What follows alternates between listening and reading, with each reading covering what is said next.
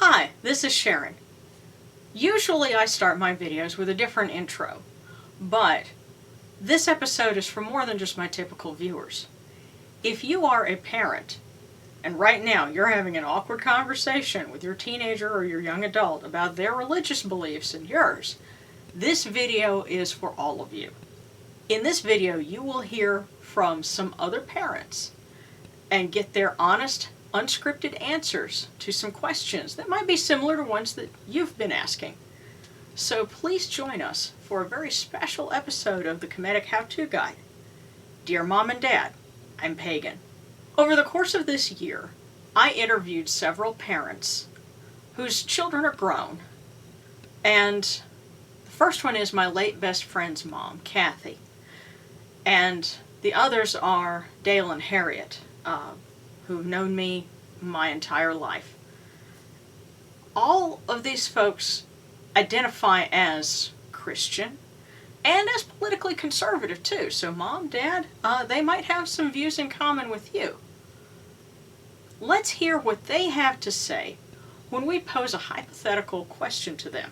You walk into your teenager's or your young adult child's room and you see what looks like a shrine in there. When you ask them, what is this? They say, well, Mom, Dad, it's because I'm pagan.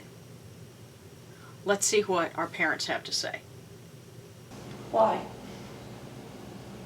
So that would be what you want to know is the question. Yeah, why? What does it involve? What makes you think you are? Go get a hotel room. You can go pagan somewhere else. Especially if you're stinking up the house with this incense.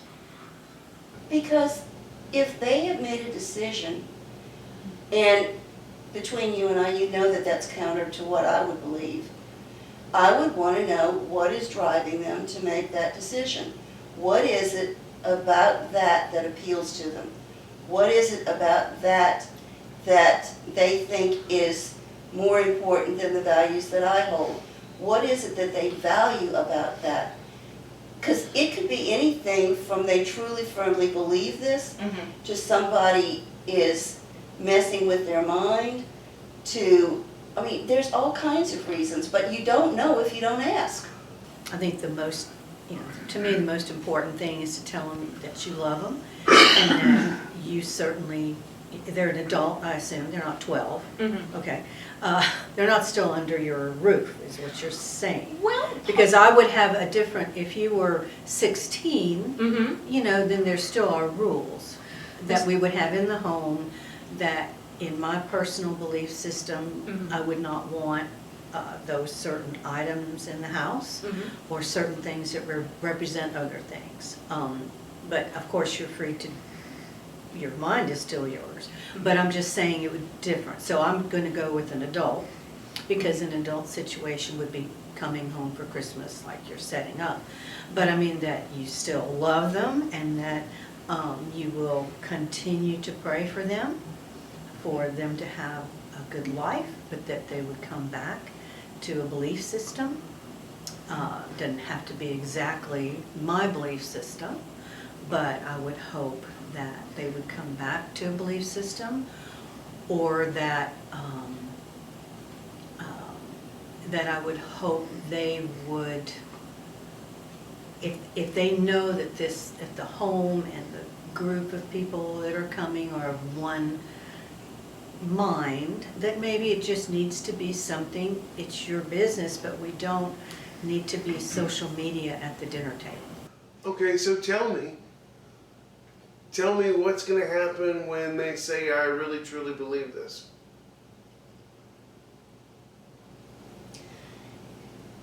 There are some things I would allow in my house and some things I would not, and I don't know what those are until they tell me what they want to do. So you would want to know more about their, what are they doing? What's this going to involve? I found that the fastest way to drive a child to make a bad decision was to criticize their decision before you found out why they were doing it. Sometimes it's just to see if they can get a rise out of you. Trying to look at it from a balanced perspective and say, well, what are the parents thinking? it seems to me that some of them might be thinking, well, does a rejection of, our family's religion mean a rejection of the parents? Right, And they also might be thinking, oh, is my child going to go to hell now? You guys are parents, I'm not a parent.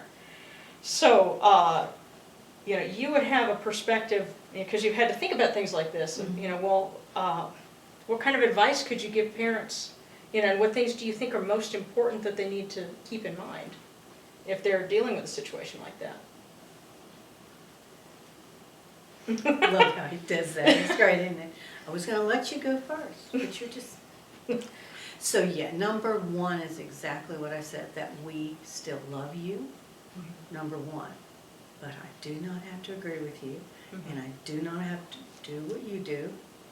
I can still believe strongly in my belief system that there is evil in the world, there is good in the world, and that is not good. So I can still believe that and pray for you and hope that, and just hope and pray that somehow, you will make a change. Now, you're going to have to live your life somewhere, somehow. Maybe you won't have the closeness you might have had before with doing things. Maybe that's the choice of both people. I don't know.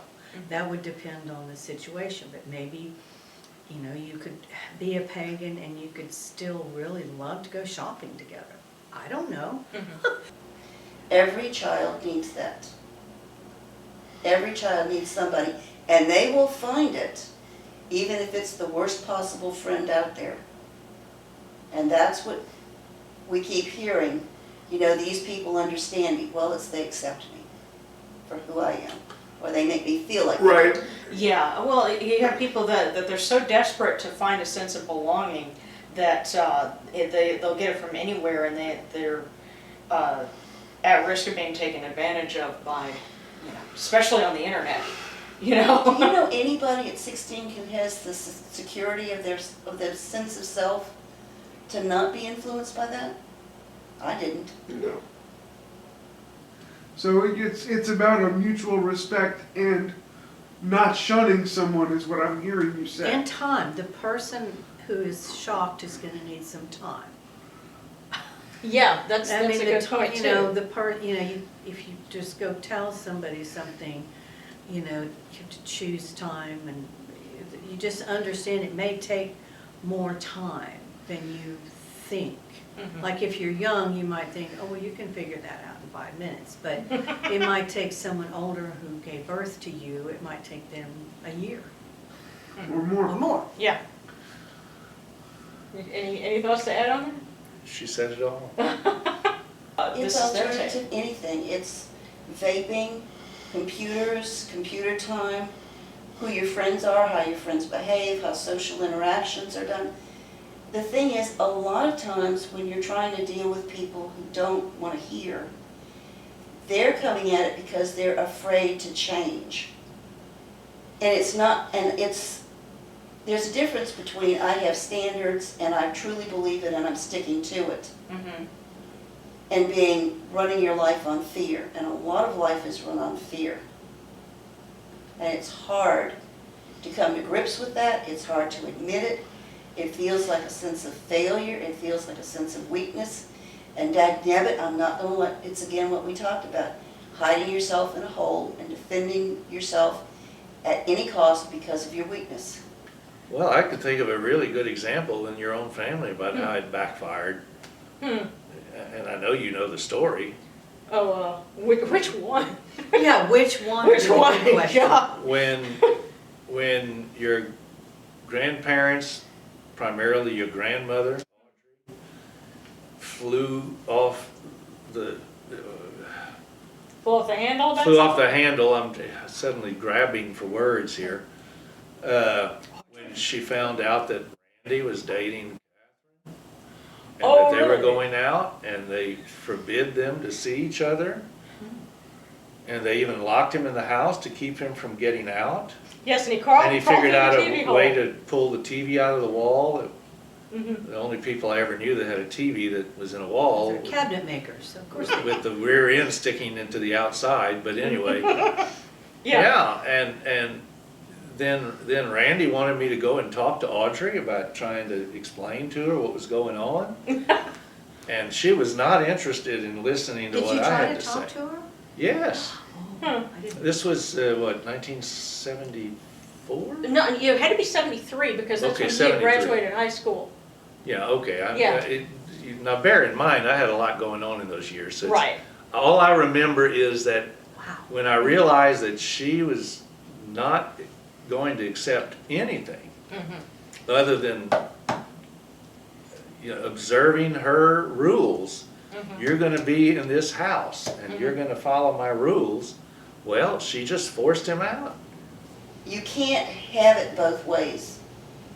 You can't expect someone to be an adult and respect you and your rules and pay rent if you're not going to treat them like an adult. I wasn't a child. We live in a country where we have rules, we have standards. They're supposed to be enforced. They're supposed to be honored. But as you well know, there are so many differences that you can't regulate everybody to believe as you do. So you have to give them latitude, and if you never ask why, you're never going to understand. You're never going to get that perspective.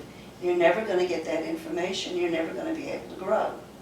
The thing, it sounded like you might have concerns if someone said, especially, because if somebody says, oh, well, I'm converting to Judaism or to Buddhism or something, well, you have some frame of reference for True. that. Very true. But if someone says, well, I'm converting to a form of paganism, well, That's true, we what don't is know it? anything. Yeah. So is it something that you would want to know? Well, what does that entail? Or? Yeah, I think when I said my concern was, I meant because in our social structure now, it seems like people are convinced of things, like on social media, they see something on TikTok and then I'm gonna be that. So that's what I meant, because we seem to make decisions and then we have to tell everybody about it, then we have to make sure everybody agrees with me, and if they don't agree with me, then I'm really mad, or I'm really sad because they don't agree with me and they have no self-confidence. So is that person moving into something where they're being manipulated? Is there something that is not good about that? Because we have so many things through the social media that are manipulating people. I don't mean just young people, I mean people. Yes. So that's why I meant if you were in a big family and you came home for Christmas and you were doing something, having the quiet decisions and discussion decision, quiet telling what somebody you have decided to do in a quiet session of time when not everybody's listening and people aren't watching football and other things, because then you don't need people who have made decisions like that who aren't mature, who they're immature, then they're going to try to tell you need to do that and what you're doing is wrong. We don't need that. That's not a mature decision. A mature decision is, I've come to this conclusion, there's nothing, illegal or, Immoral. anything. It could be immoral as far as I'm concerned though. Right. But I mean, there's nothing that you're doing, hurting another person. If it's, that's what I mean. What I feel is a lot of restraint to not barge in and tell people. As in proselytize? As in go out and knock on people's doors and go, I got the best tract for Bible and you need to be saved.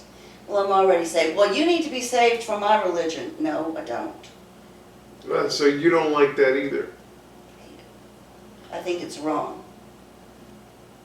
I think you give people information and you would like for people to accept your religion based on information as opposed to you deciding for them what's good and what's not. We've already had this discussion about respecting people's decisions, and that's another case of it. It's a personal choice, and it has to be so. That's what the mandate is. That's true. And you don't get to decide that for your kids. You get to show them example, you get to show them by your words, you get to try to train them, but you do not get to dictate. That is just tyranny. But you cannot, in my opinion, based on the Bible, because I'm a Bible-thumping Christian, tell people that in your opinion they're wrong. That's judgmental, and you just cannot do it. You can disapprove of it because it's biblical, and you have to be really sure what the Bible says. Really sure. But otherwise, judgment is, it has consequences. And the Bible verse is, judge not lest you be judged yourselves. Most important thing is love, number one. That you love your parents, you're going to tell them this, and then you need to know who your parents are.